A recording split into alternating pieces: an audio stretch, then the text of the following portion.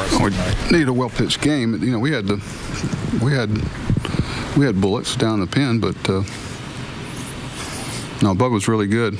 I'd have probably given him a chance to finish that game. He had a blister, pretty good blister going on underneath his nail. Didn't like the way it was starting to look. Want to give an opportunity for Tommy kind of get off the schneid. What made him so good tonight? Changeup, you know, we talked a lot about the changeup in the spring, and he and Dave put in a lot of work on. I thought that was that third pitch. You know, I told y'all before Earl Hirsch, I used to talk about one pitch to win, one pitch to compete, two to win, three to dominate. And I wouldn't say it was dominant, but that third pitch kind of put his game at a different level. Really commanded the fastball too. Got some early outs, didn't get in a lot of deep counts, so I thought that was fun to watch. It was a lot more entertaining, I can tell you that. Perfect opportunity to get Tommy in inning two. Yeah, that's what I just said, but I think that he, I don't know if it's perfect. If he gets people out, he made some good pitches, looking for a way to get him off starting. I think Tommy, if you look at his background, his history, when he's had some adversity and had a little DL period, he's usually come back pretty strong. So I think he can be another weapon for us down there. Impressed are you, and maybe continually, by what Markakis is doing out of that leadoff spot? You know, Nicky's he's a consistent human being. You know, you look at him as a husband and a father and a teammate and an Oriole, and it's not surprising to anybody that he's a consistent player. You know, he doesn't have this roller coaster of emotions, but believe me, there's a real fire burning inside him. And most of it has to do with wanting the Orioles to win. Buck, you had a great game from Ryan Flaherty, great play defensively, and then he hits a home run for you. Talk about that. Oh, Ryan, he gives himself a chance to have a night like tonight because win, lose, or draw, he's ready. And that's all we're asking. We're looking for 25 guys that we know what we're going to get from. And I know Ryan's going to be prepared and give himself a chance to be as good as he's capable of being. And we can play him about anywhere on the field, and he's a nice, with always the possibility that if you in the back of your mind, if you ran him out there every day, what might happen. But, he got a couple of mistakes and put good swings on them. When a guy's hitting as well as Nick's hitting right now, is the power going to come? I mean, he's starting to get kind of that power stroke going a little bit. It's almost a consistent thing. I mean, Nick will take, what they give him. He's having a spot a night, and but he's real hard to play. In the era of all these shifts and everything that's going on, where do you play him?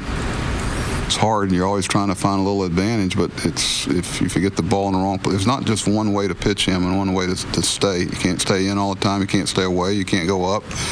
You can't stay breaking ball all the time. You can for a little while. And he goes through some periods like all of us, but you always feel like with him, tomorrow's the day that he starts over again.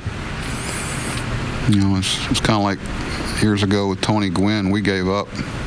And I told everybody, this guy makes a living out of hitting balls where people don't play as consistently as anybody that's played. So tonight I want everybody to play where they've never played before. I said, let's just try something else. We put shortstop out of position, third base out of position, outfielders out of position, because the way it was going, he was hitting 420 at the time. So why would you play conventional? And it worked for one night. The next night he got 4 hits. He could guide the ball where he wanted to. But Nicky, we're lucky to have him. Has Caleb surprised you how well he's throwing out runners at all? I mean, I knew we've seen him a lot in spring training. He's come a long way.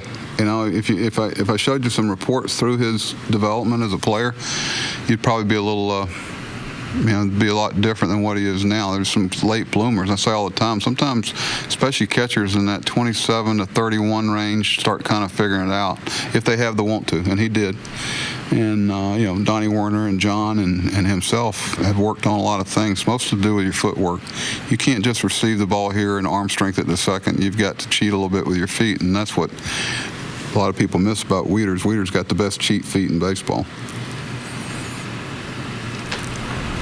Was that Okay. Pardon? Pardon? Was that Davis call to drop the bunt? He's too big for me to make him do anything. No, we've talked about it, Nicky.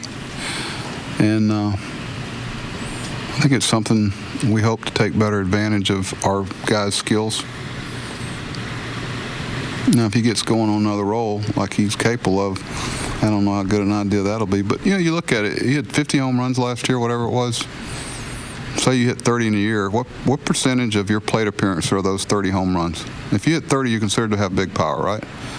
Of 700-something plate appearances and 30 times, it's one of those things you're always waiting for that. And what happens the one time you don't get it in the right place, you get thrown out. Everybody says, geez, he could have hit a home run.